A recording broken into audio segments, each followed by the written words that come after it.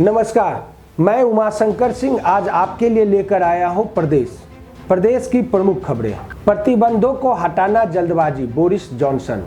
Iraq में हुए आत्मघाती हमले की निंदा की। नेपाल ने भारत से कोरोना वैक्सीन की आपूर्ति जारी रखने का आग्रह किया। अश्वेत बोले, हमें बाइडेन नहीं बदला चाहिए। अब खबरें विस्तार से। प्रतिबंधों को हटाना जल्दबाजी, बोरिस जॉनसन। यूके के प्रधानमंत्री बोरिस जॉनसन ने शुक्रवार को कहा कि इस समय कोरोना के कारण लगाए गए प्रतिबंधों को हटाना जल्दबाजी होगी। जॉनसन ने कहा कि हमने लॉकडाउन के दौरान देखा है कि घर पर रहना एक दूसरे से सुरक्षित रखने के साथ साथ राष्ट्रीय स्वास्थ्य सेवा को भी सुरक्षित रखना है और यह निस्संदेह महत्वपूर्ण है कि आगे आने वाले हफ्तों में क्या होने वाला है।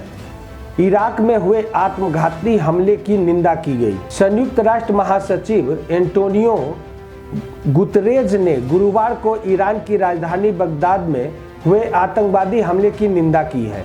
संयुक्त राष्ट्र के प्रवक्ता स्टीफन ने इस हमले में मारे गए लोगों के परिवारों के प्रति संवेदना व्यक्त की है। उल्लेखनीय है कि गुरुवार को इराक की राजधानी बगदाद में बाब अल सर्जी इलाके में आत्मघाती हमलावर ने खुद को उड़ा लिया था। इस हमले में 32 लोगों की मौत हो गई थी जबकि 110 अन्य घायल हो गए थे। नेपाल ने भारत से कोरोना वैक्सीन की आपूर्ति जारी रखने का आग्रह किया। नेपाल ने भारत से कोरोना वैक्सीन की आपूर्ति जारी रखने का आग्रह किया है। अगले हफ्ते से नेपाल में कोरोना टीकाकरण अभियान की शुरुआत हो जाएगी। नेपाल के स्वास्थ्य मंत्री हृदय त्रिपाठी ने भारत से वैक्सीन की आपूर्ति जारी रखने का आग्रह किया है। त्रिपाठी ने काठमांडू में गुरुवार को वैक्सीन की खेप पहुंचने के बाद कहा कि हम भारत से आई वैक्सीन का प्रयोग अगले हफ्ते या अगले 10 दिन में शुरू कर देंगे। इसके साथ ही जिन लोगों को प्राथमिकता दी जाएगी वो भी निर्धारित कर लिया गया है। अश्वेत बोले, हमें बाइडेन नहीं बदला चाहिए।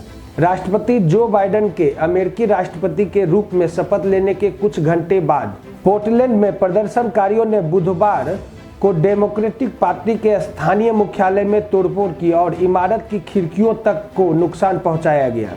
बताया गया कि हंगामे के दौरान प्रदर्शनकारी पुलिस के खिलाफ और फांसीवादी नरसंहार के नारे लगा रहे थे। इतना ही नहीं, काफी संख्या में मौजूद लोगों ने हमें बाइडेन नहीं चाहिए, हमें बदला चाहिए ऐसे नारे भी लगाए।